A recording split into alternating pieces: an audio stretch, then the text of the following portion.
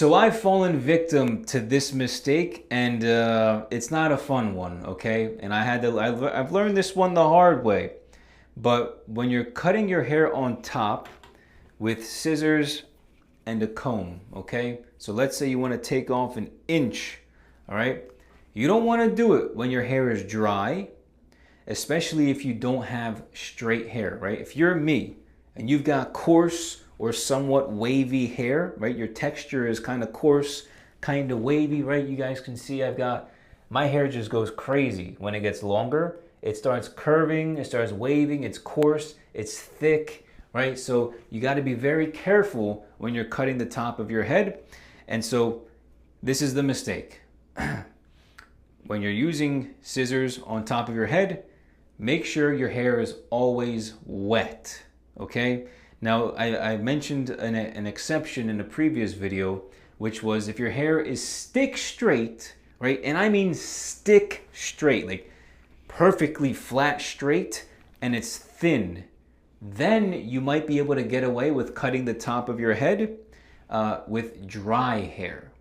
But for the most part, the vast 99% of human beings need to wet the hair on top before you put a scissor on it, okay?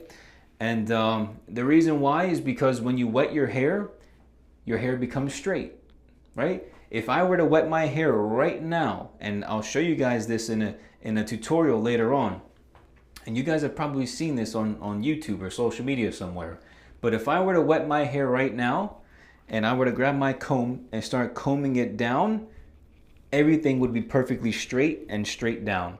And so what this will do is when you're cutting, it'll cut evenly, right? So if I were to cut my hair right now with all of these waves and curves, and this hair wants to go this way, but this hair is curving this way because my hair is so coarse and wavy, if I were to pull this up, everything would be uneven, right? So you want to avoid having an uneven cut on the top of your head by making sure when you cut the top of your head with scissors and the comb, everything is wet, right? Wet the whole thing.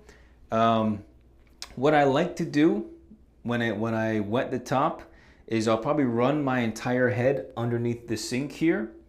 I'll make sure that the water gets into the roots of my head, so I'll feel the cold water on my scalp, and then I'll grab my comb and I'll comb it all down, right? A lot of water will fall off the edge of the comb, and then I might grab like a small towel and just like pat dry once or twice so that none of the water continues to fall on like my shirt. So I'll wring out a tiny bit, but not a lot, just to make sure my hair is still soaking wet. And of course, make sure the roots are what's key when it comes to the top.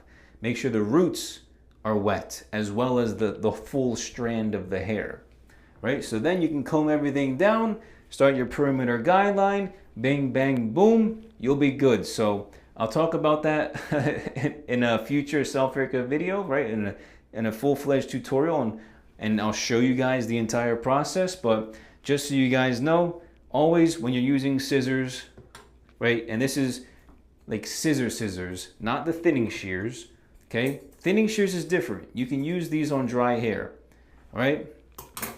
These, always wet hair when you're using scissors. And that's just the rule of thumb I use for everybody, not just maybe the one or two people that have naturally stick straight hair and thin hair.